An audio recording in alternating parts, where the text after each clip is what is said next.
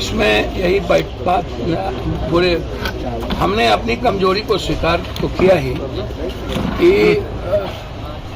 हमारे अध्यक्ष मनीष यादव जी, जिनको पटना यूनिवर्सिटी के छात्रों ने और पटना ने चुनाव जिताया था, उसके बाद हमने बहुत काम किए, बहुत संघर्ष किए विमेंस कॉलेज के लिए, अन्य सवालों पर, एडमिशन के मामले को लेकर। और जब भी पटना में बाढ़ और कोरोना आई, हमारे छात्रों ने हमारा सबसे ज़्यादा साथ दिया।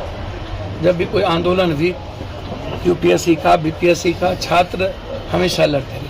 हम उसको सही तरीके से पहुंचाने की,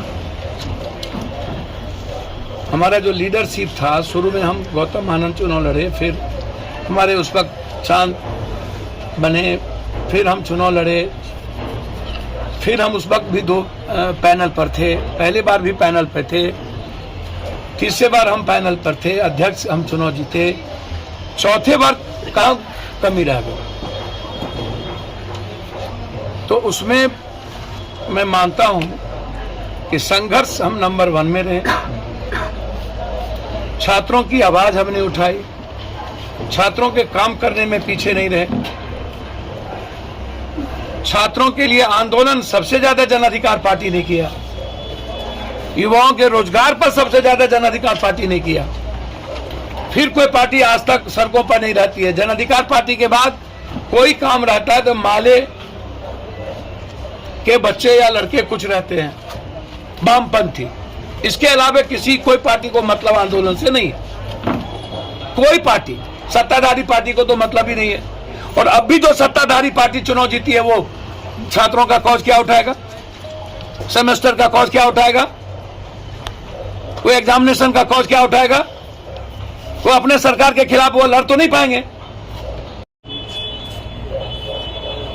सेंट्रल यूनिवर्सिटी तो इसको तब भी बन जाना चाहिए जब यूपीए की सरकार थी।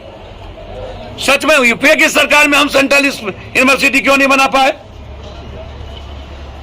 जब नीतीश जी अटल जी के साथ थे तब भी सेंट्रल स्कूल यूनिवर्सिटी बन जाना चाहिए था। सेंट्रल यूनिवर्सिटी पटना बनेगा ही पप्पू यादव से, एक यूनिवर्सिटी नहीं बनेगी। जिस दिन हम आएंगे सरकार में, सबसे पहला निर्णय होगा मेरा पटना यूनिवर्सिटी को सेंट्रल यूनिवर्सिटी बनाकर भारत का नंबर 1 बनाना। और हम 2 यूनिवर्सिटी बनाएंगे बिहार में, सेंट्रल यूनिवर्सिटी। आपको मैं बता दूं, ये लोग नहीं कर पाए सत्ता में रह के, लंबे समय तक बीपी सिंह से लेकर सत्ता में रहे। सिर्फ भाजपा को गाली देने से नहीं होगा।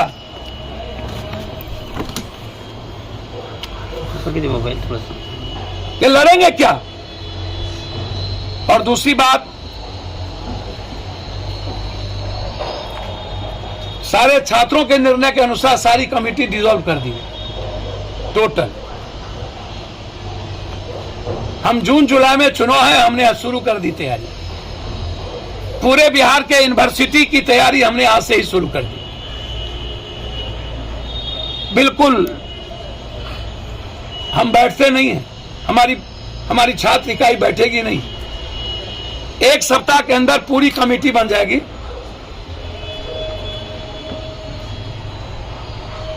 नैतिकता का बेमिसाल हमारे प्रदेश अध्यक्ष ने कायम किया, उन्होंने इस्तीफा दिया। लेकिन ये चुनाव जदयू के विचारों की चुनाव नहीं है। इस चुनाव में विमेंस कॉलेज की प्रिंसिपल चुनाव के समय सीएम हाउस क्यों गए, डिप्टी सीएम हाउस क्यों गए?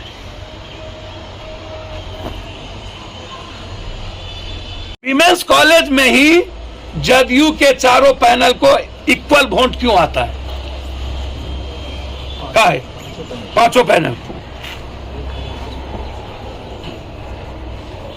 क्या है? इस चुनाव में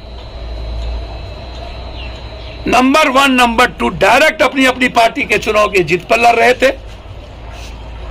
हमारा संगठन कंप्लीट छात्र इकाई चुनाव लड़ रही थी। हमने कहीं एक बार भी 20-20 एमएलए लगाए गए थे आरजेडी की तरफ से।